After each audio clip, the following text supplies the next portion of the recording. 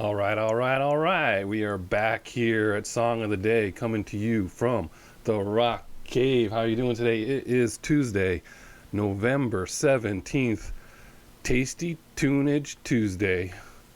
Hope all is well out there. I had a lot of choices for today, or no choices, depending on how you want to look at it. But anyway, we finally came up with something good, which was my original plan. We're going to mix things up this week. Tomorrow, I will not be doing my usual Wednesday feature. We're going to move that to a different day.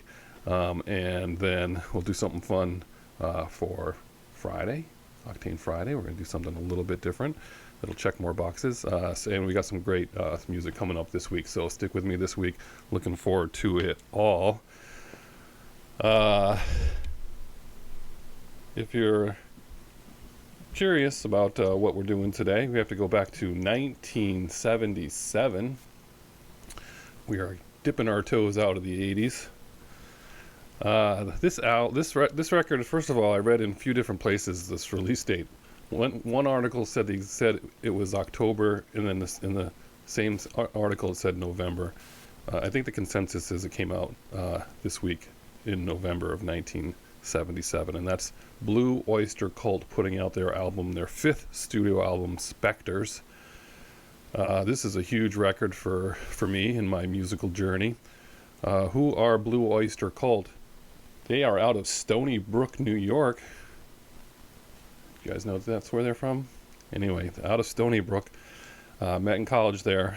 They sold 25 million records globally in total, about 7 million in the United States. Formed in 1967 as the band Soft White Underbelly, which was a quote from Winston Churchill in regards to Italy. And then they got convinced to change their name to Blue Oyster Cult, which is a line from a poem that their manager wrote. They were a little reluctant, but they stuck with it. And then later you would remember they would occasionally do surprise shows at they would just do unannounced shows, especially in New Haven.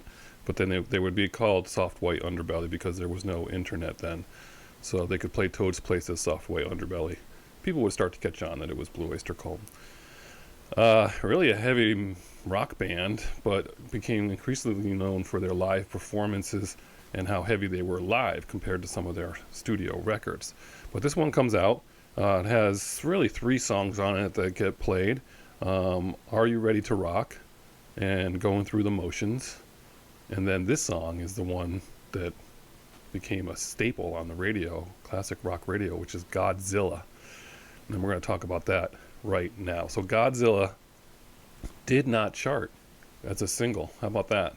It was a sleeper hit, and it just one of their mainstays, played in all their live shows. Just one of those songs. I remember it as a kid. I remember picking up this record and hearing this and just loving this song from the very beginning. And what a record it is. What a song. I think I was turned on to the live version first, because in 1978 they put out a live record, their second live album, called Some Enchanted Evening, and that's the cassette that I had. And that turned me on to a lot of their music, because that had Are You Ready to Rock was the first song. ETI, Extraterrestrial Intelligence, was a great song live. Kick Out the Jams, the MC5 version, cover version, also I'd never heard that song before, only by them. The live version of Godzilla, Don't Fear the Reaper, of course. And then the cassette ended with We Gotta Get Out of This Place, which I love that song. I love the bass in that song, and I'd never heard it before, not knowing, of course, it was the Animals. So that live record was one of the first live records that I ever listened to, and I don't even know that I was really paying attention to the fact that it was live, but it was supposed to be a double record, and the record company pared it down to one single, but that's quite a record right there. So Godzilla, we're talking Godzilla here. There are a few different versions of this. Like I said, there's a live version that you hear on the radio. There's the regular studio version, which I think is my favorite one. There's one that was put out as a TV mix on one of their greatest hits, Cult Classics, a different remix of the song itself.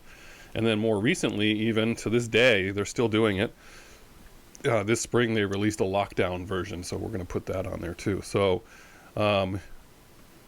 lots of versions to choose from. as far as this song is concerned. So you got Burning for You and Don't Fear the Reaper, obviously, are their two other main hits. But Godzilla, I mean, I was a Godzilla fan too as a kid, so I mean, it was perfect. I love rock and roll, and I love Godzilla. What's not to like?